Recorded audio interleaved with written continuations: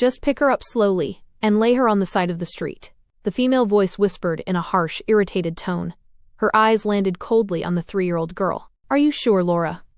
She is not very hard to take care of. How can you be so cold? She is your blood. Elmont answers her sadly. The chubby-cheeked sleeping girl just lost her mother 2 months ago. Her father is unknown, just like many of the children born to circus performers. Laura squinted her eyes while looking at her lover. Elmont had always been soft-hearted, but they agreed when they arrived in the large city that they would get rid of the child. Don't you start thinking about abandoning our plan, Elmont? She remains here, but she is such a small little thing and doesn't take up much space. What if she dies in this city? He asks Laura sadly. Then she dies. I will not be saddled with a brat, Elmont. If I wanted one, I would have had one. We leave her, she says with finality. Elmont opens his mouth when the little girl stirs and wakes up from the loud whispers. It is very early in the morning, and sunrise will not come for another 2 hours. Laura gives Elmont a look and walks out. The camp will awaken soon to pack up and proceed on their journey. Elmont sighs heavily and picks up the little girl, who looks at him with large green eyes full of trust.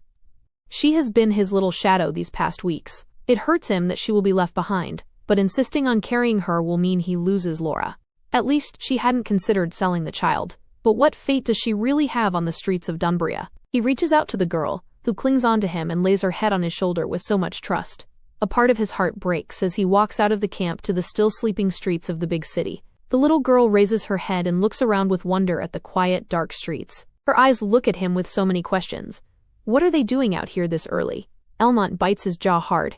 He can't bear to look into her eyes. He finds an abandoned, safe-looking street and puts the girl down, handing her a small piece of bread and coming down to her level. With a sad smile, he looks at her. Wait here for a while, sweetheart. I will be back soon, all right? The child nods her head in agreement, her trust in him absolute.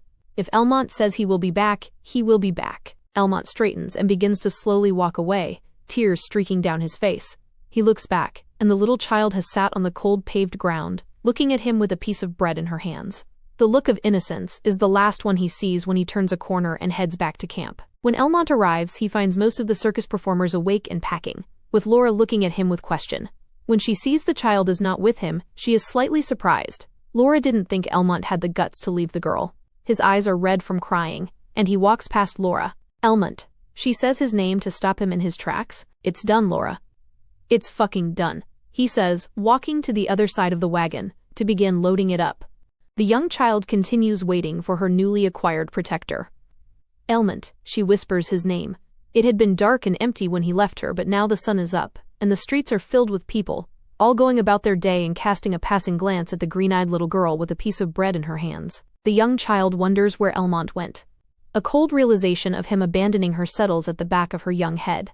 She wonders if the kindly Elmont, the man who always ensured she was clean and had something warm to wear, even though her Aunt Laura scowled every time she looked at her, has disappeared just like her mama did. He said he will come, so he will, right? A filthy boy of 7 stands in front of her with a sneer, his eyes locked on the piece of bread in the little girl's hand. This will be the easiest meal he has ever gotten. He walks up to her and grabs the piece of bread from her. The girl easily lets go of it and looks up to the boy, wiping her hands nervously on her small red pants. He looks down at her and sees the black-rimmed eyes look at him with tears gathering in them.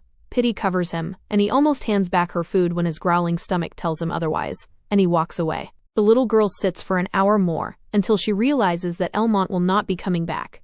Her stomach is growling and wants some food. She walks in the direction she last saw him go, but everything looks unfamiliar. There are different roads leading in different directions. The young child does not know where to go from there, and starts to walk blindly in one direction. A commotion starts in the distance, and the way is paved. Horses begin to walk past, and the little girl presses herself close to the wall. She is completely terrified of horses. Her mama had been able to stand on one while it moved, but one day the horse went crazy, and her mama fell off. That was the last time she had ever seen her mama. People line the streets and shout out in celebration. Their emperor has come back from his latest conquest and taken another new land. The little girl looks on at the young man on the black beast walking ahead. He seems happy and proud of himself, waving at the jubilant crowd.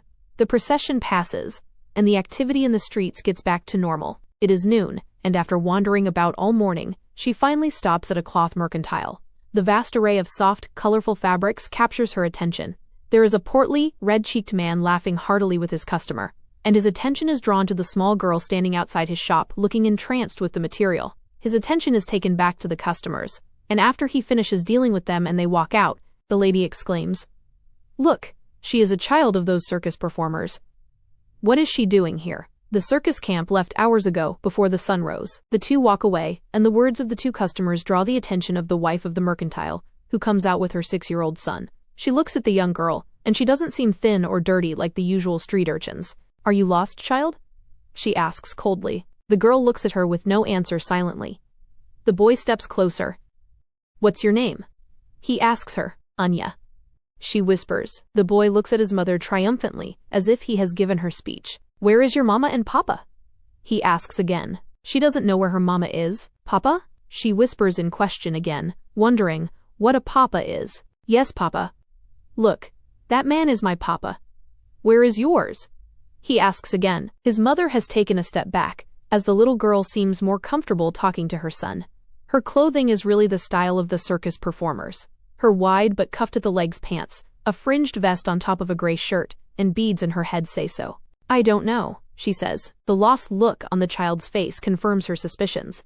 This child has been left behind. "My name is Milo," the young boy says after seeing the worry on the girl's face. Milo's mother pulls him back into the mercantile, leaving the little girl outside alone, hoping she will grow tired or bored and walk away somewhere. "She must be hungry, Cecily. Can't we at least offer her something to eat?" the portly man asks his wife. She looks at him in surprise. "Absolutely not, Godwin. If you feed a stray once, they will not leave. Ignore her, she will go away," she says. "But mother, she is just a small little thing." Her 10-year-old daughter Marjorie tries to speak and receives a cold, wordless rebuke from her mother. "She probably has lice on her." "I don't want lice in my shop." "Marjorie, we have work to do still," she says, ushering the young girl to the back room where they are embroidering.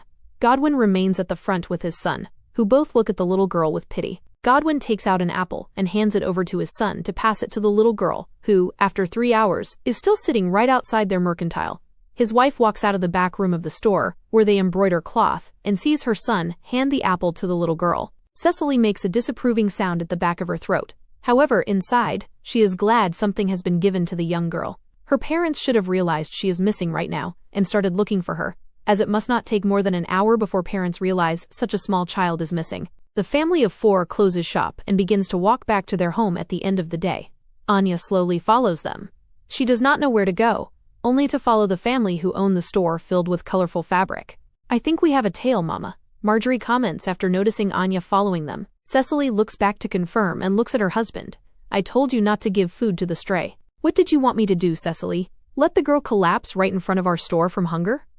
he says with irritation. "You should have told her to move along, that's what you should have told her, Godwin," she answers stubbornly. "Oh really? How come you did not do it yourself, woman?" Cecily thinks about the pitiful innocence on the girl's face earlier. She couldn't bear to chase her off. Many call her cold. Even she acknowledges she is a cold woman, but not to a small toddler. The family walks the short distance to their home and close the door. The sun is about to set, and Cecily begins to prepare supper, wondering if the girl is still outside. After supper, the sound of thunder makes the 3 family members look at Cecily. "She is not our problem," Cecily says stubbornly. The night is completely dark outside when the first drops of rain fall. Uneasiness settles upon Cecily, and she finally walks out the door. There is a downpour, and she squints her eyes to see if she can find the young child.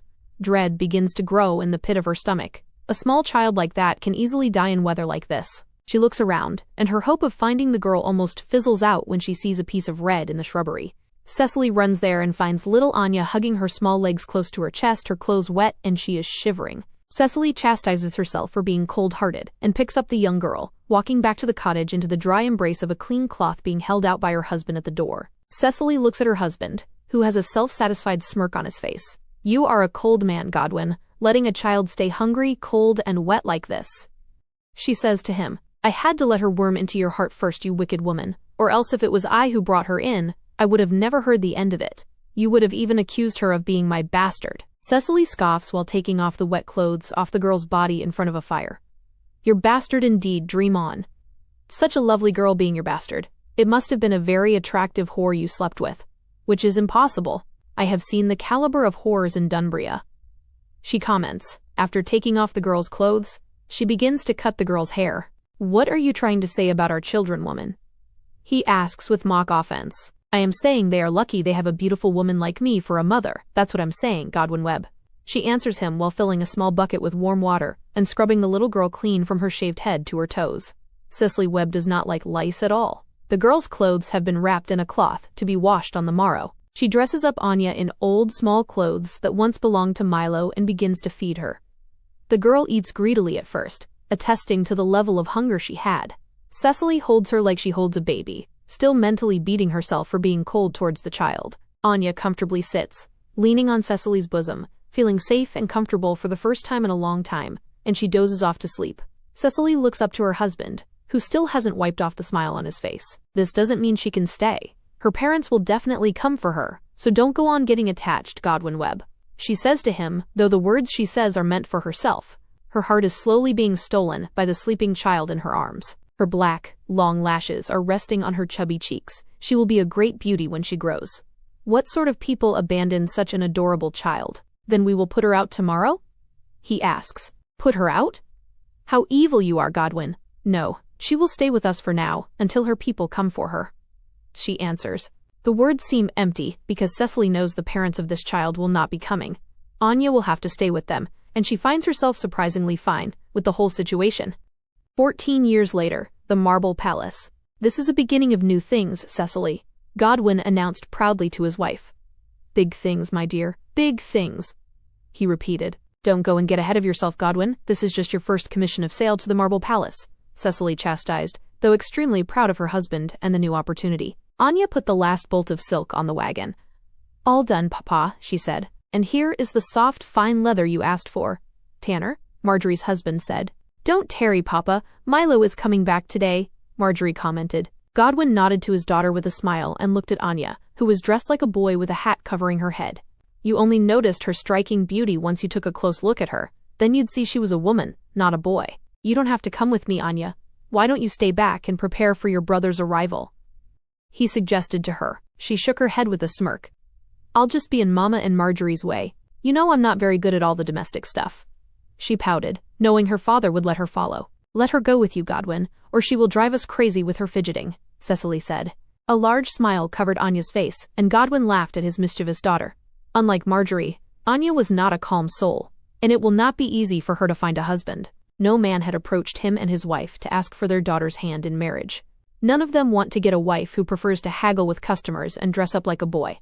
Her lack of prospects were a cause of worry to Cecily, who openly lamented how Anya's mischief will be the death of her. Get on up then, he said, moving aside on his wagon seat to give space to his daughter. The two moved slowly across the city, heading to the white and brown palace.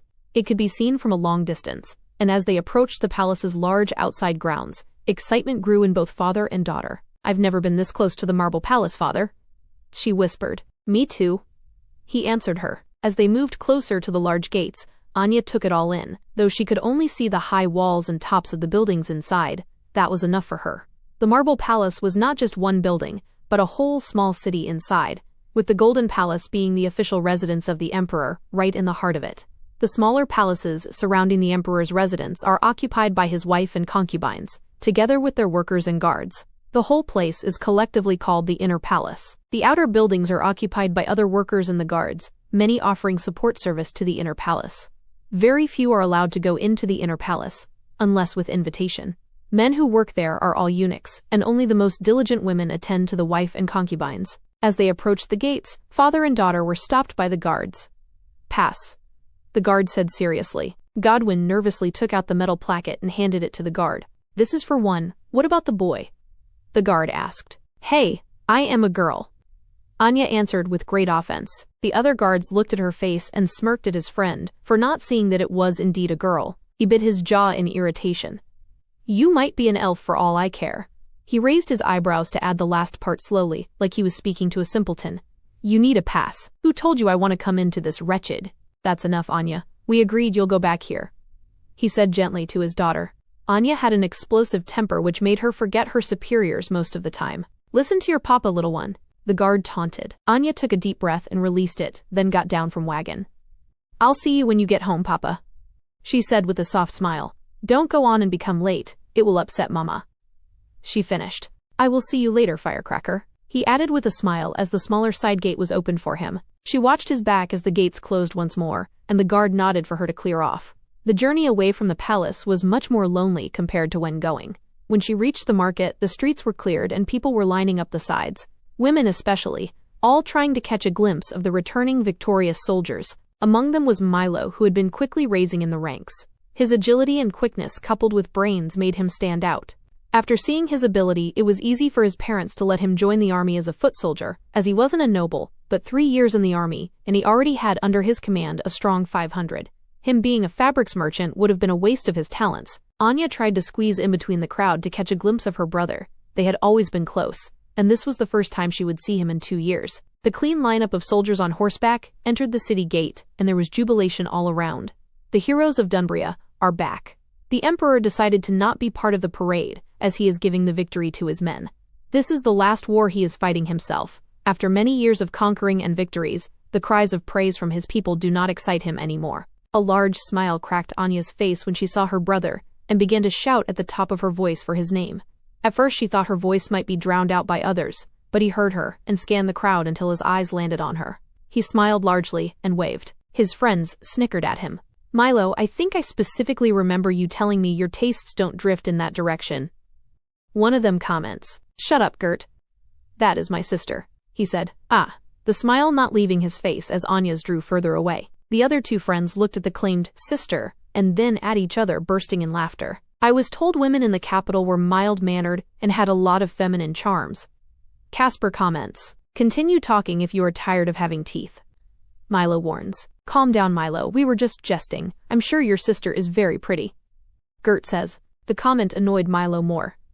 "She is not pretty, she is my sister," he said with irritation, realizing how much his words don't make sense only after leaving his mouth. They all burst out in laughter as they continued their way to the Marble Palace. They were going for a large feast to celebrate the victory, but all Milo wanted to do was go back home to his mother's cooking. Tragedy at sunset. Anya ran back home, and by the time she arrived, she was panting and out of breath. "Do not tell me you've been running across the city like a vagabond, Anya," Marjorie chastised. "You know, Anya, if you acted more ladylike, your father wouldn't have so much trouble to find you a husband," her mother said while standing in front of a cooking pot. "Forget being a lady and husband, Mama. I saw Milo, Mama," Anya told her in the middle of catching her breath. Cecily looked back at her youngest daughter, her face alight, wiping her hands on her apron. "Tell me, child, how does your brother look?" "Very well, Mama, he is a man now," she said. "Oh, that means we have to be quick with preparations, Mama. Milo will soon be here." Marjorie became busy cutting vegetables again. "Won't you clean up, Anya? You can wear a dress for your brother today, can't you?" Cecily suggested. She gave up trying to get Anya to wear feminine clothing daily. "But Mama, he already saw me in." "It doesn't matter, please, Anya." Anya looked at her older sister for help, who seemed to be suddenly paying extra attention to the string beans. Marjorie completely agreed with their mother. "Traitor," Anya whispers as she walked past Marjorie to go and clean up. With the return of the Emperor, the Marble Palace was in an uproar. The traitors who came earlier in the day are still waiting to be paid. The palace always pays the traitors the same day. Godwin looked around anxiously. He wanted to get back home to his family to see his son. It was sunset when the steward came out to sit at his table. "My apologies, as you know the Emperor is back in residence, so we were preparing for him, but we will have all of you paid today," he said, taking out his accounts book. He paid out each one of them, and by the time Godwin was paid, it was dark. He walked slowly to the stables, happy with the amount of gold he had made. The palace always offers the best rate. The gold he had made was a good sum. He heard whispers in the dark. "The Emperor was mildly injured. I thought you said the people you hired were professionals." One male voice said, "They were. He is an agile man, and always has a guard with him." The other man answers. Godwin tried to quietly step back, but the pebble behind his foot made a noise that made the two conspirators stop speaking. The well-dressed man walked to the corner and smoothly stopped when he saw the frightened expression of the fat traitor. "Dropping eaves, are we?" No eaves were dropped, good sir. I am just a lowly trader heading to the stable to pick up my beast." The other man who turned up was a muscly, bulky man. Godwin swallowed when he saw him, and continued to walk back slowly. "What did you hear, peasant?" the finely dressed man asks. Godwin shook his head. "Here? No, nothing." "Father?" Milo asks, coming from behind his father. Relief coated Godwin's features. "Son, look at how you've grown," he said, momentarily distracted from the mess he walked into. The two embraced, and when they let go, Milo looked at the two men. "Do we have a problem here?" Milo asks. A smooth smile covered the well-dressed man's face. Anger was bubbling underneath. "If the fat man talks, they will all lose their heads." "No, not one problem, Lieutenant," he says. "Good," he answers, then turned to his father. "I saw Anya earlier. She is still walking around dressed like that?" he asks as they walk to the stables. The two saddled their horses to the wagon and sat. Milo had a wine flask and was slightly inebriated. His senses were not as sharp, but who would attack him back in Dunbria? They are not in enemy lands anymore. They left the palace gates into the dark road. Godwin was still nervous and hoped to get home soon. A part of him hoped and began to think that the two men believed that he didn't hear anything. He wondered who they were. Hoofbeats were heard in the distance, and Godwin looked over to his son, who was singing joyfully. Before he could warn him, Milo was pulled off the wagon and fell to the ground. "Milo!" He shouted his son's name, and he was immediately also pulled to the ground. The attackers ensured not to use any weapons, as they snuffed the lives out of both father and son by squeezing their necks. On the cold, dark streets of Dunbria, Godwin and his son, the war hero, breathed their last. The aftermath, well, those two are surely taking their time. Cecily commented, Both her husband and son were supposed to be here hours ago. Maybe they went to a tavern for a drink and then a few ladies for Milo. Tanner says, "Ooh," wagging his eyebrows. Anya laughed out loud, but Marjorie and Cecily looked pensive. Her son and husband are not womanizers, and Godwin bought enough wine yesterday to drown both of them in. "Since you seem to know where they are, why don't you go and pick them up from the sordid tavern?" Marjorie says to her husband, with irritation. "But do you know how many taverns there are in Dunbria, Marg?" He asks in horror. "No, I do not. But luckily you seem to know, hence you are the best person to go," she answers him. Not willing to argue with his wife, he went out and hoped to join the two men, when he found them instead of three females. "Do not stay out late with them, Tanner," Anya shouted while straightening her dress. A part of her was happy to be dressed in the feminine clothing she was wearing. It brought a proud smile to her mother's face. Tanner was walking down the dark, empty streets when he heard the clopping of hooves on the stone pavements in the streets.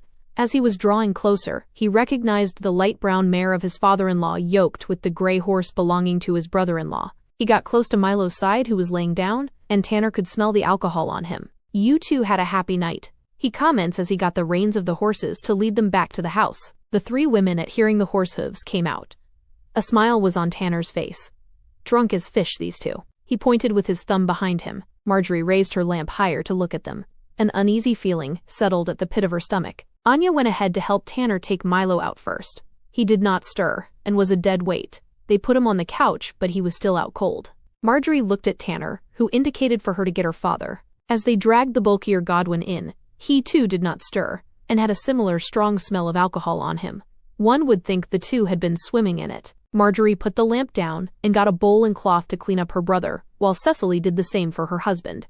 Marjorie knelt next to Milo, but even after she put the cold cloth on him, he did not stir. His skin was cold too, and when she reached to feel for a pulse on his neck, red marks were around his throat. His clothes are dusty. There was no movement at all under her fingers to indicate life in him. Marjorie sat back in horror, gasping, knocking out the bowl of water she had been using. "Marjorie?" Anya asks slowly. Marjorie's actions had captured the attention of her mother and husband as well. "Check, Papa," she says, and Tanner moves at lightning speed to check his father-in-law. A stone dropped in his stomach looking at the three women, Cecily especially, who looked to have turned completely white and on the brink of death. He shook his head, and there was a silence then, a loud wail of female voices. He looked on helplessly as they all became paralyzed with grief. Miserable thing that has happened here, and to our local hero Milo too when he just came home. Anya can hear the voice of the inspectors standing a good distance away.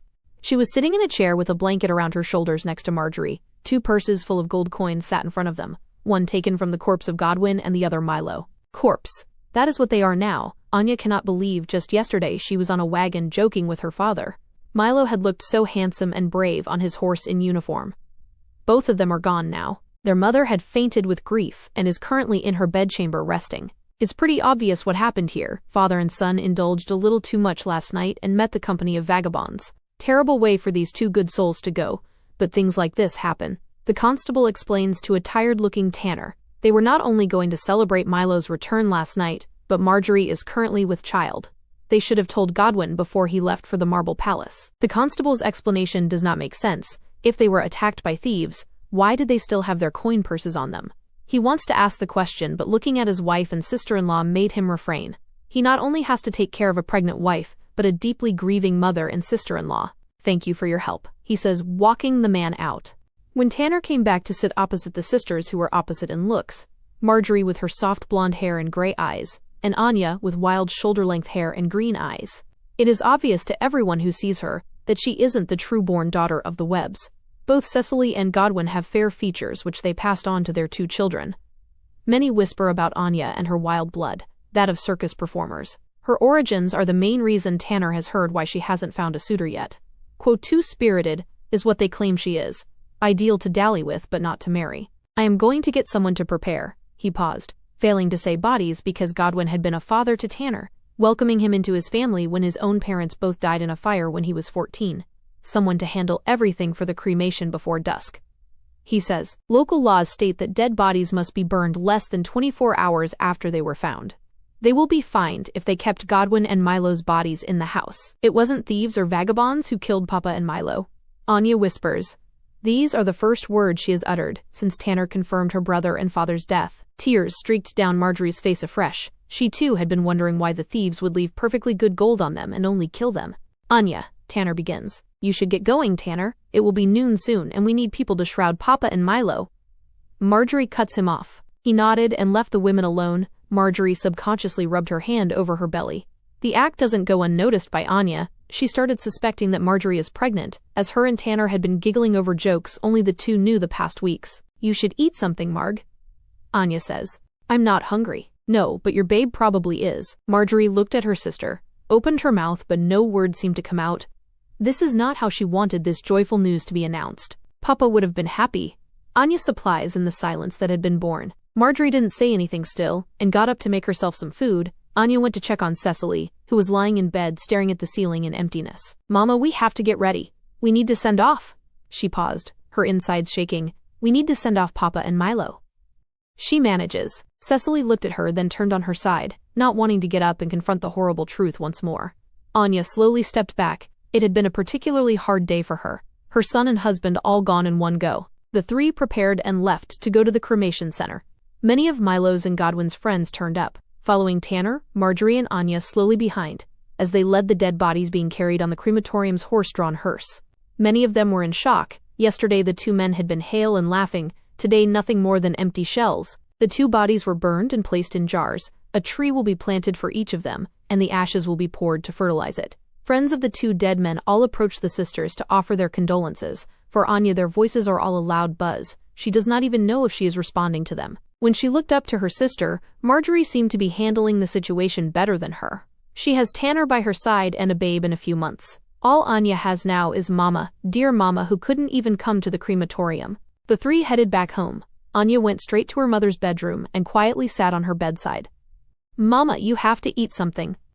Marjorie is preparing some tea for you, she says. There was no response from Cecily. Anya was disappointed that her mother is still ignoring her. Mama, please. Anya begs. Cecily, unlike last time, did not stir. Anya reached out to her mother to turn her, and Cecily softly turned, her eyes closed. Bitterness coated Anya's mouth. Mama, she whispered. The unthinkable seems to have happened while they were away. Her shaking fingers reached for her mother's pulse and felt nothing. She shook her mother once more. Mama, she shouted more loudly. There was no response. A flashback hit her. A young girl crying out for her mama in a camp. The memory shook her up. This is the first one she has had about her past. Mama, please, you can't go. I still need you. She shouts. Marjorie and Tanner heard the grieving voice of Anya and rushed to the bedroom. Tanner moved to his mother-in-law's side and took her pulse, shaking his head while looking at his wife. Marjorie leaned back on the bedroom wall and slowly sank to the ground. Anya was shouting loudly, shaking her mother. Tanner walked to hold his wife, who was silently crying. Mama, please, please, Mama. I swear I will stop being so loud and picking fights with the boys, Mama. Please, I'll be more ladylike. I will burn all the clothes you hate. Mama, I promise I'll be better. Please don't leave me. Anya thought she had run out of tears after her father and brother's funeral, but now they are falling in bucket loads. Mama, don't go. I need you. I'm still a stupid, stupid girl who still needs you. I will die without you, Mama. Please, Mama. She continues to beg. Tanner took his wife to the other bedroom and managed to pull Anya away from her mother's corpse. Anya, please. Tanner begs. A neighbor came into the house, wondering what was the new loud commotion now. Good afternoon, Tanner. What is going on now? She asks, after putting down Anya, who was now a pile of sobbing tears. He tiredly looked at the neighbor. It's Cecily, he says, pointing at the bedroom door. His power was completely sapped out and fell on a chair. The neighbor, Mrs. Marshall, walked into Cecily's bedroom and confirmed that her friend was indeed dead as well. Oh dear, she silently exclaimed. When she checked on the two daughters, they were completely grieved and in no position at all to arrange their mother's last earth rites. Tanner, too, seemed to be in no position to handle the task. He had been part of the Webb family since he was a teenager. Mrs. Marshall, together with her husband, called in people to prepare the bodies of her friend and left it to await burial in the morning. The two sisters somehow managed to pull themselves together to send off their mother in the crematorium. Cecily's death drew a considerable crowd. Apart from her friends, who are few, the rest are spectators. An unfortunate thing that has happened to the Webbs has drawn them out. The determination. Anya dressed up in her male clothes immediately they got back home. Her mind was set on one mission. She was almost out of the door when her sister's words stopped her. Where are you going, Anya? Marjorie asks. Anya turned around and looked at the dark circles around Marjorie's eyes. Her body seems weak and frail. In a day, they buried 3 family members. I can't just sit like this, Marg. I need answers, she says, stubbornly biting her jaw. Marjorie nods. Huh. She knows Anya's personality. She will not rest until she gets answers. Stopping her will be like caging an angry tiger. Though not Cecily and Godwin's daughter, she had been particularly close to them, and they would joke around about her being their favorite child. Anya stood at the edge of the outside grounds of the Marble Palace, imagining the route her brother and father took. There was only one possible route they could have taken, and she began to question all the taverns in the area. The first one she entered, Anya went straight to the owner, who was cleaning the counter. He took one look at her, taking her for a young boy. You are a little too young to be in such a place, young man, he says, dismissing her. I am not here for a drink, kind sir. I just came to ask a few questions, if you could indulge me. Her feminine voice shocks him. A young woman then, either way. This is not a place you should patronize, no matter your disguise. I just want to ask a few questions concerning my brother and father who were killed a night ago. My brother was a lieutenant and just came back, she says. The owner's face softened and turned his attention to her. I heard about that unfortunate business. What can I help you with? I just wanted to know if they were in this establishment that fateful night, she asks, her voice a small whisper. The owner shook his head. No, we offered free drinks to the soldiers who came in here. If someone of that high rank came in, I would know. The men were treated like heroes that night, he tells her regretfully. She nodded to him and thanked him before leaving. All the tavern owners she asked gave her the same answer. No, we didn't host your brother a night ago. If we hosted a lieutenant, we would have known. It was way past noon when she met Glenn, a wine merchant and her father's friend. Anya, you look a sore sight. Come in my shop and rest, he offers. She merely shook her head. You were with father the day he died, Mr. Glenn. Did they offer you alcohol at the palace? Glenn immediately shook his head in refusal. Not at all. He refused to drink from my wineskin too, saying he bought enough, and it is waiting for him at home. Anya looked around blindly away, trying to control her emotions. I left a little earlier than him. He was among the last ones to be paid. Glenn paused and shook his head. He should have waited for his friend. Maybe Godwin would still be alive. I heard they say he was drunk when being attacked, but that is unlike Godwin to overindulge. I'm so terribly sorry, my dear. If you or Marjorie need anything, don't hesitate to ask me for it, he says, meaning it. Godwin was a good fella. Glenn knows he would do the same for his children if the roles had been reversed. Olivia left her father's wine shop and stopped dead in her tracks when she saw Anya. Anya, how are you holding up? I'm surviving, thanks, she answers while looking at her. Her uniform from working in the palace is immaculate and neat. It is said she recently got promoted to work in the inner palace. She also met an aristocrat and will get married to him once her service comes to an end when she turns 24. Many wish to send their daughters to work in the Marble Palace for exactly the same reason. Once you enter the Marble Palace, you have a high chance of meeting a noble of note. Her parents had jokingly once said they'll send Anya there, but they didn't have enough funds for her to get the etiquette lessons needed. I saw Milo that night before he left.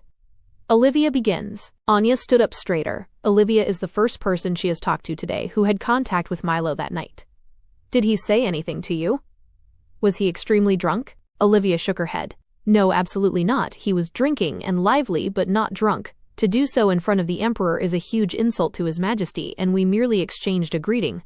We are not allowed to fraternize with outsiders much while in the palace, men especially. I saw him leave, however, and he wasn't drunk.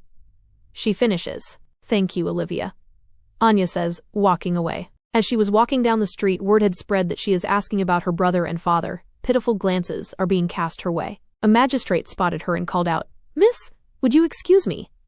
halting Anya in her tracks. Her look was cold, distant, though dressed like a boy in baggy clothes. Her face is terribly beautiful, and cannot be mistaken for nothing other than a woman. Her long, dark lashes and brows over fair, clean skin. "Anya Webb?" he asks. "Yes," she answers cautiously. He gave her a small smile to put her at ease. "I am Magistrate Percival, and I hear you've been making inquiries about your family?" She raised her chin stubbornly before answering. "I didn't know that was a crime in Dunbury." "It isn't. I thought the constables investigated and found that they were attacked by thieves." "Thieves?" Anya laughs in mock amusement. "Yes, your constables gave an explanation, but Dunbury's finest failed to mention that my father, though attacked by thieves, didn't get robbed. Both he and my brother had coin purses full of gold that were left intact on their bodies," she says bitterly. The information supplied by Anya shocked Rolf Percival. If what she says is true, then the two were simply murdered. "Miss Webb," he began, and she raised her hand, stopping him from further speaking. He has no new information to supply. A plan is formulating in her head, which she needs to quietly think about. Anya walked away to the direction of her home, leaving the magistrate alone.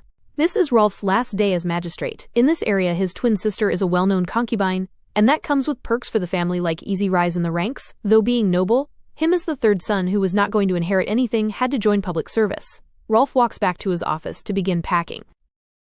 The vow. When Anya walked in the house, she found Tanner sitting alone staring at the empty fireplace. There was a smell of food, but no sign of her sister. A small panic grew in her, hoping nothing had happened to Marjorie. "Marg?" she asked nervously. "She is getting some rest. She needs it the most," he said, and turned to look at her. "Did you find what you were looking for?" "No." "Yes. Well, Milo and father were not attacked by thieves, that is one thing for sure. The person who killed them is someone in the Marble Palace," she informed him. Tanner shook his head. "Who?" "That is a far reach, Anya. It could have easily been one of his competitors." "Competitors? What would killing father have achieved?" "We still have the commission to supply cloth to the palace." Tanner sat back to think. So not competitors or thieves, the who. A cold realization that Anya might be right began to settle in him. "What are you planning, Anya?" he asked slowly. "I'm going to the Marble Palace as a maid to find who killed mother, father, and Milo." "Your mother died of melancholy, Anya. I know, but had Papa and Milo been here, she would have been as well. I can't allow you to carry on with your plan. You are not my father, Tanner. I know I'm not, but I'm responsible for you now. You will not stop me from entering that wretched place and carrying out vengeance. You are speaking crazy. Think of Marjorie. How do you think she will feel when she finds out your plan?" "She will be fine with it," Marjorie answered from the door. Both arguing parties didn't hear her approach. "Marjorie," Tanner said with a pained look. "We can't let the person who did this run free, Tanner. If I wasn't pregnant, I would have gone in that place myself. You are both speaking madness." He shook his head. "And even if, let's say she goes, how will she be admitted to enter? The recruitment is strict, and she has to pass a test. Her etiquette is, well, lacking to say the least." "That is not a problem. She will take an etiquette class," Marjorie defended. "With what money?" he asked. "If I'm not mistaken, we still have a purse of gold remaining, and even after that, we still have stock we could sell off in the store." "Marjorie, please be reasonable. If you two are right, Anya might lose her life too. If they managed to kill an experienced soldier like Milo, what would they do to you?" He finished off by looking at Anya. "I know they are out for blood, which is something Papa and Milo were ignorant of. I will not fall victim," Anya said confidently. "There is a recruitment happening in 6 months. Can you be ready by then?" Marjorie asked her sister. Anya nodded. She would be ready even if it killed her. "Good. Tanner, you say you usually supply leather to the chief eunuch's mother. Can you ask her to convince her son to add Anya's name to the list?" "Marjorie? Please, Tanner." She begged him, and he caved. He could never say no to Marjorie. Anya remembered the last time she rode to the Marble Palace gates. Her father had been happy that day, with grand plans for the future. His life was snuffed out shortly after that. "They will pay, Marjorie. I swear to you they will pay," she whispered to her sister. Tanner sighed heavily. The two Webb women are headstrong and out for blood. All he could do was try and protect them however he could without blocking their way. Marjorie would give birth any day now, but insisted on coming along to take her sister to the Marble Palace. Anya had gone through rigorous etiquette lessons, then tests by the eunuchs, and a modesty checkup. All palace maids must be virgins. They might end up as the king's concubine and bear an heir to the throne. As it stood now, the king had 2 daughters and 5 dead sons. The malice and war that happens in the harem makes it more dangerous than a battlefield. In war you know your enemy, but in a harem, closed off from many people, the people around you are your enemy with masks on. Luckily for Anya, she would be a seamstress found in the outer palace. Pass, a guard said, and Anya handed it over. Hoofbeats sounded in the far distance, and they drew closer. The emperor was with his riding party from a hunt. He didn't stop, as the large gates were already opened when they spotted him in the distance. This was the first time Anya, Marjorie, and Tanner were seeing him in normal clothing and not armor. The sight of the man was enchanting to the ladies. "Wow, he is perfect," Marjorie commented, though all they saw was his side and back. Their comments on his looks were based on rumors they'd heard. Tanner rolled his eyes. "Be safe, Anya. We will see you when you come for a visit. And you'll be finding a new member of the family when you do," Marjorie finished, rubbing her belly. They exchanged their goodbyes, and she walked in through the service entrance, finding another smaller gate being manned by a man with a large book in front of him. "Name and pass," he said lazily. Anya immediately handed her seamstress pass to him, and he recorded the seamstress department's number stamped on the wooden pass, and her physical description. Woman. Dark of hair and green eyes. Medium height. A smile almost curved up her mouth. "You have a very important job, sir," she said, her full charm on display. Getting a compliment from the extremely beautiful seamstress made him sit straighter.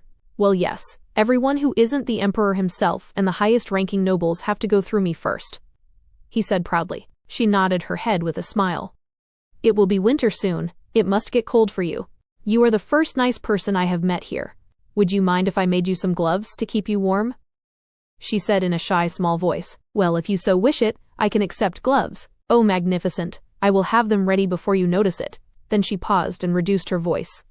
"Where do I go from here? I'm afraid I'm not familiar with the Marble Palace. Just go straight up across the road. You will find your supervisor with a few of your fellow seamstresses," he said with a smile. Anya waved at him and walked off, taking a deep breath. The road was paved with white pebbles, and trees are immaculately manicured. She walked up to a woman in a black robe. Unlike all the young women around in light blue floor-length robes, Anya put one hand across her heart and the other behind her and bowed her head, just like she was taught to do at etiquette school. "Greetings, ma'am. My name is Anya Webb, reporting for His Majesty's service," she said in lowered, calm tones. The supervisor looked at her from head to toe. It was obvious the woman was foreign and must be from the colonies. She wondered how the girl got in. "Palace standards are dropping. Sit with the others," she said, marking Anya's name. They waited for a little while longer, until all the girls reported, then the supervisor addressed them. "Congratulations all, you have made it to serve His Imperial Majesty and his family. You have gone through rigorous examinations and declared better than all the other applicants," she said. Looking at Anya, the girl must have used her looks to manage to get in here, she continued to think. "I am Madame Frida. I will be assigning you your duties. If you need anything, talk to me first. Now, starting from my left, all of you bring your bags for inspection." She went through all their bags. They were all told that the only other thing they ought to bring in the palace is a change of underwear. Everything else will be given to them. Madame Frida took away everything that was not underwear. After she finished, she stood up. "Follow me. We will go to your dormitory, then I'll show you around." Everything Anya saw in the Marble Palace residence was impressive to her. The dormitory was just like everything else, made out of marble, but when they entered the inside, she was surprised at what she saw. The front office they had gone into first was all marble, very clinical in nature. This place is much warmer. The floors and walls are all wood-paneled. A long line of beds is neatly arranged against one wall and the other, all with clean white sheets and gray beddings, and a pile of clothing at the foot of the bed. "Choose your bed quickly, and place your bags there. We have no time to waste." "We have much to do today," Madame announced sharply. Some girls already seemed too excited to be here. She can't have them going out of line. The Marble Palace had strict rules which needed to be followed. The girls were shown around the outer palace only. 34 dormitories in total, all housing the workers. The 10 dormitories in the east host the men and a few low-ranking eunuchs, and the one in the west hosts the women. All are sleeping according to their departments. When they got back to their dormitory at dusk after having their evening meal, most girls were talking amongst themselves, avoiding Anya. The experience was not something new to her. All her childhood she had been looked at strangely. Not that there are no people in Dunbria with hair as dark as her, so black it almost looks blue. It's that all her family was fair-haired. They never mentioned the fact that she was a stray they took in, ever. But Anya had dreams of fire-breathers and snake charmers, in a circus setup. "I find it offensive that we have to work as equals to people obviously inferior," Colonials in the Marble Palace, Lucia said out loud with a scoff. Anya knew the jab was meant for her. She didn't mind the fact that she is sidelined. That is nothing new to her. She had always been fine with the love and attention her family gave her. There is obviously a mistake in the enrollment process, Lucia continued with the silent murmurs of agreement from the other girls. It is not fair for us who deserve to be here. Speak plainly, Lucia. Who do you think doesn't belong here? Anya said, pulling. She didn't come here to make friends or enemies, but she grew up running around with boys in the streets of Dunbria. She will not be bullied. Fine. You do not belong here, Anya, Lucia said clearly and slowly. The way she said Anya's name was with mockery. Why, my parents were Dune, just like everyone else's here. Lucia scoffed at the fact, but Anya continued. I underwent the same test and training you all did. I was picked fairly and correctly. I doubt that. You should not be in His Majesty's service. It is an insult to all Dunes who applied but were left out. Very well then, let's go. Anya grabbed hold of Lucia's hand and began to pull her towards the door. Go where? Lucia disengaged her hand. To Madame Frida you must tell her about how I am not supposed to be here, how the chief eunuch is so incompetent that he picked me. Anya said, Pow! The recruitment of the servants is a delicate matter which the chief of all servants, the chief eunuch, handles himself. Lucia gasped at Anya's words. The first rule they learned is that respect to superiors is important. Hierarchy in the Marble Palace is solid and strictly followed and respected. How can you say that, Anya? You know I did not mean it like that, she said, her eyes large with horror. Anya's words could get Lucia kicked out of the Marble Palace. No? Then who do you blame for the incompetence of letting me in here? The palace guards, they must be slacking in their duties. Let's go. Anya grabbed her arm once more. We will report this gross crime to Madame Frida. The chief of security has not been training his men well. Stop it, Anya. Just stop it. Lucia said, Yeah, Anya, you will get Lucia in trouble. She didn't mean for it to come out like that. Lena, Lucia's friend, defended. Really? Then what the hell did she mean, Lena? Anya asked. The door suddenly opened, bringing in Madame Frida in her nightgown. What is going on in here? She asked. Her eyes landed on Anya's hand, holding Lucia's tightly. Anya slowly let go. I am sorry to wake you, Madame Frida, but it seems Lena was about to explain to me what Lucia meant when she said I did not belong here, and there must have been something wrong with the recruitment. Anya said. Lena turned white. All eyes are now on her. She instantly regretted opening her mouth to defend her mouthy friend. There was no way to explain Lucia's words without making the chief eunuch or head of security look incompetent. She bowed her head down. She only meant that you seem a little different from the usual Dune. Lena whispers. Madame Frida looked sharply at Lucia. Try not to run your mouth loosely while in the Marble Palace. This place might have high walls and guards everywhere, but it is actually more dangerous than out there. A loose tongue will make you a target. Madame Lucia looked at everyone in the dormitory. This applies to all of you. Always watch what you say, and learn when to speak out, and when to shut up. This is a different playing field. Now go back to sleep, all of you. You have a long day tomorrow, she said, and waited for all of them to walk to their beds and lie down before leaving and closing the door. She chastised the girls for thinking exactly what she thought when she first laid eyes on Anya. Only time will tell if the girl is worthy to be in the Marble Palace. Anya looked at the ceiling, silently fuming. I did not come here expecting to be friends with any of you. What I didn't anticipate was your venom, however. I have enough spirit in me to fight it off, she said loudly to everyone in the room. Her words were met with silence. Good, she thought to herself. They will all think twice now before coming to attack her. The selection. There is a selection happening today, Madame Frida began. I'll need 2 of you to help the ladies who will come in as guests of His Imperial Majesty. Anya and Lucia, you 2 scored the highest on your entrance tests and had the best stitching. Follow me. Although Madame Frida held a prejudice against Anya, she recognized that the girl knew fabric, and her sewing was very good.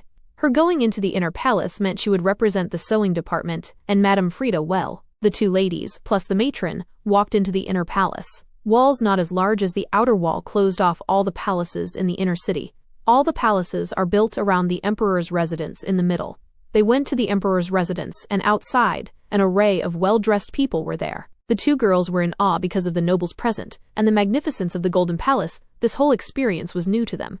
Madame Frida let them take it all in. She remembered her first time in the Golden Palace. The white and gray streaked building, with its immaculately smooth and sharp edges, was made of the same material as the outer wall, but with more intricate designs. A well-manicured and decorated garden with well-trimmed grass was a sight to see. They entered through the service entrance, and were led to a well-decorated plush room. Inside were 2 maids, and they nodded their greetings. Madame Frida gave the final instructions to her 2 girls and left. The 4 maids stood in a straight line in an obscure part of the room, somewhere where their presence will not be a bother to the ladies but close enough when needed. The noble ladies entered shortly after that, all smiling girls bubbling with excitement, hoping to be taken as the emperor's concubine. I can't believe this day has finally arrived. I have never seen the emperor up close. Oh, I think I will faint, one excited voice said. Really? Never? I have. He is the most handsome man ever, another one said calmly and proudly. Who is that? One of the maids asked, and it was Lucia who answered. That is Ava Constantine, Viscount Constantine's eldest daughter. It is said that her coming here for the selection is just for formality. The emperor already picked her. She will be instantly awarded the title of noble concubine once she enters the palace. Anya recognized the Constantine name. Her father once held a huge order of fabric for the family. Ava, his daughter, was a great beauty. It was easy to see why the emperor would be instantly enamored with her. Ava easily stole the room's attention, all the noble ladies fawning over her, every one of them wanting to be her friend. She stood up from the seat and inspected her dress, then snapped her finger while pointing at Lucia. Check me, and see that my robes are perfect, she ordered, and Lucia quickly complied. Her robe was light layers of soft pink material, with an empire waist. Her light hair was placed in intricate braids and jeweled combs. She was a stunning beauty. After carefully checking her, Lucia with a smile declared, Your ladyship is perfect. The inner palace will be a brighter place once you come into it, my lady, she said softly. Anya almost rolled her eyes. It was obvious that Lucia isn't planning on staying in the outer palace for long. If Ava liked her, then she can request for her to be transferred once she joined the harem. Ava ignored Lucia's praise and indicated without words for her to go back to her original place, next to the other maids. The 2 maids smirked and snickered towards Lucia. Her intentions were too obvious. Anya ignored the silent war among the 3, her mind wondering who might have wanted her brother and father dead. Is it a noble in this palace right now? The night of the feast, a lot of important nobles were invited. Why would they want her father and brother dead? The question had been puzzling Anya for the last 6 months, and she always came up blank. When summoned by another lady to check for tears in her robe, Anya went about diligently, but her mind was half away. The only way she can know or even come close to knowing who it was who attacked and murdered her brother and father that night is the recorder at the gate. The ladies all began to file out of the room to be introduced to the emperor. One by one they all went out and did not come back until the room was empty. The Golden Palace maids came in to pick up the cups and plates the ladies were using. Who got picked? Anya asked. These were the first words she had uttered. Lady Ava, obviously, and Lady Nicola Milne, she answered. 2 beautiful ladies but extremely different in temperament. The emperor must be a man of vast tastes, Anya thought to herself. The 2 seamstresses immediately went back to the outer palace, into the warehouse they worked. Winter was a few weeks away, and the royal household needed warm clothing. The seamstresses were working hard to make sure they managed to sew clothing for all the support staff of the royal households. There was a smaller group of older seamstresses who exclusively sewed clothing for the emperor and his family. A few times, they requested help from the other seamstresses. The work was tiring and long, but it afforded Anya's mind an opportunity to wonder and plan her next move. She will need some materials from the storeroom to sew the gloves for the guard. That part is easy enough. What she was thinking about is how she will convince him to show her who came in and went out that fateful night. The midnight encounter. At night, under a candlelight, Anya knitted gloves she planned to give to the guard. A sudden thought occupied her head. She didn't even know his name. That was something she will have to correct. 3 maids in dark blue, the color of workers of the inner palace, entered the work area of the seamstresses. All the seamstresses sat up straighter, hoping to impress the higher-positioned maids. The one with a green collar on her robes walked up to Madame Frida. They exchanged a few words with each other, and the inner palace maid left. Madame Frida from her seat called out to Lucia, who quickly stood up and walked up to her. Her words were low, but could be clearly heard by everyone in the room. Lady Ava has selected you to be one of her palace attendants. You will be expected there tomorrow, first thing in the morning, Madame Frida relayed. A huge smile covered Lucia's face. There was a buzzing murmur around the workroom. Lena beamed at her friend. Lucia, please do not forget me when you enter the inner palace. You are very lucky to go in there. It will be easier for you to find a noble husband in there than out here. The only men we get to see here are guards who completely ignore our existence. How am I to find a husband like this? She sighed deeply. Madame Frida hit her wooden ruler on her table, making the room become silent. She slowly got up and started to walk around the room. I do not need to remind you ladies that if you are having an affair with a guard, you will be immediately expelled from the Marble Palace. When you stepped in these esteemed walls, You agreed to be the Emperor's woman by remaining pure. Until the day you fulfill your years of service, you remain his. Is that understood? She emphasized. Yes, madam. The voices clearly answered, and she got back to her seat. Frida realized she had to watch the girls closely. It was not a secret that they came into the Marble Palace to find a suitable marriage partner. For many years it had been the norm for families to send their girls here, but they are not supposed to be openly brazen about it. Back in the dorm room at night, Anya had just finished putting the last touches to the gloves she was sewing for the guard. Satisfied with her work, a smile touched her lips. The weather had been chilly the whole day, and clouds were rolling in. It would be winter soon, so now was the ideal time to give him the gloves. There was excited chatter around Lucia. This was her last night spending in the dorm. Almost every girl was sitting around her and talking about how lucky she was. Anya had not said anything to her the whole day, deciding to concentrate on her work instead. There had been silent and not so silent rebukes from the others, calling her jealous because Lucia was picked instead of her. Green is an ugly color on you, Anya. Lena began.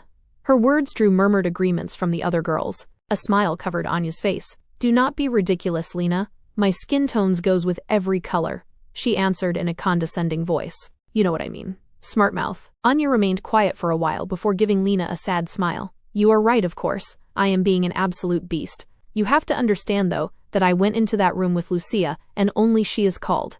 Even you would be jealous, Lena. Her admittance shocked most of them. They expected her to say something sharp again. Anya sighed deeply after tucking the gloves in her dress pocket. I need to be alone. I'm heading to the meditation room, she said, getting up. As she walked out, another smile tagged her lips, like sheep being led by a shepherd. She needed a way to leave the dormitory without garnering attention as to where she was going. That opportunity presented itself when everyone was fawning over Lucia. Her first direction was to the meditation room, which she found empty. It was about to rain and the wind was blowing. A normal person will want to be indoors at this hour. She went to the small seamstress kitchen and filled a water bottle with hot water. As she was heading to the gates, she stepped aside as wind-carried hoofbeats reached her ear. She moved out of the way, but the horse stopped beside her. This is a strange time to be out, miss, the voice said to her. Anya looked up at the voice coming from a man on a horse. The roads were mildly lit by oil lamps. It was easy to recognize a person at the close proximity that they shared. His eyebrows wrinkled, a spark of recognition in his eyes. Surely it can't be. Anya? He asked. Anya knew his face but didn't remember where she saw him. How do you know my name, sir? I am Lieutenant Gert Grenville. I served with your brother Milo at the Piran, he explained. Anya's face is not one that someone easily forgets. Her features are exotic and different from her adopted family. Anya finally placed his face. He was the many faces that had offered condolences that hazy day of Milo and her father's cremation. He was also riding next to Milo the day of the parade. What are you doing here? He asked, perplexed. This was the last place he ever thought to find her. He had just come back from a scouting mission and was hoping to visit his dead best friend's sisters to see how they were doing and what help he could offer. Anya looked away. I am working as His Majesty's seamstress, she simply answered. I thought you would take over the shop, he said in a low voice. I have things to do first. What things? None of your business. I know, but I once vowed to your brother that should anything happen to him I would look out for both you and Marjorie. Gert remembered. It had been a sordid night.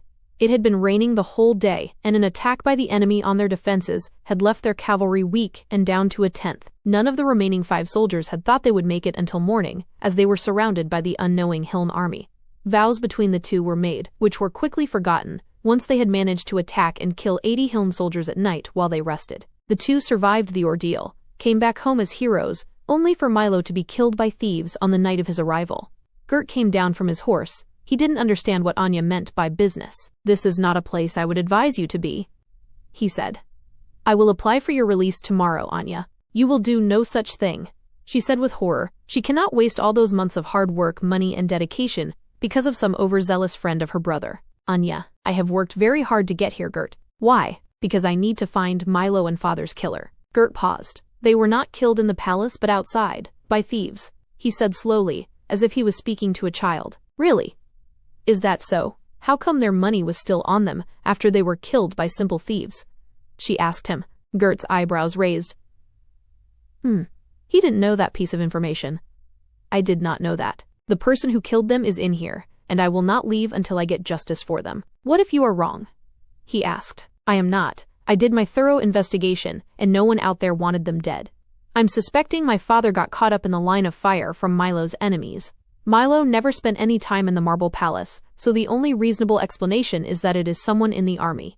An idea started to form in her mind, and then she looked at Gert with suspicion. He shook his head in denial after seeing her accusing look. You cannot be seriously suspecting me. I would never harm Milo. I loved Milo more than anything else in this world, he confessed sadly. The words hit Anya, and her expression softened. I didn't know Milo was. He wasn't. But he never detested me after I confessed my feelings for him. His kindness and understanding made him a brother to me, he admitted. Milo's death was a huge blow to him. He eagerly agreed to the scouting mission to get him away from the city that took away his friend. Milo was one of the best people in this world. She said it out loud, tears stinging the back of her eyes. A silence between them ensued. Anya saw a flash of light blue in the distance. The flash was quick that she thought she might have imagined it. I will find the people who did this to my family and make them pay. How are you going to achieve that? By moving around like a ghost in the night? Gert asked as one fat drop of rain fell on his head and he looked up. He won't make it back home in a dry state. Follow me after 10 seconds, she said while walking away.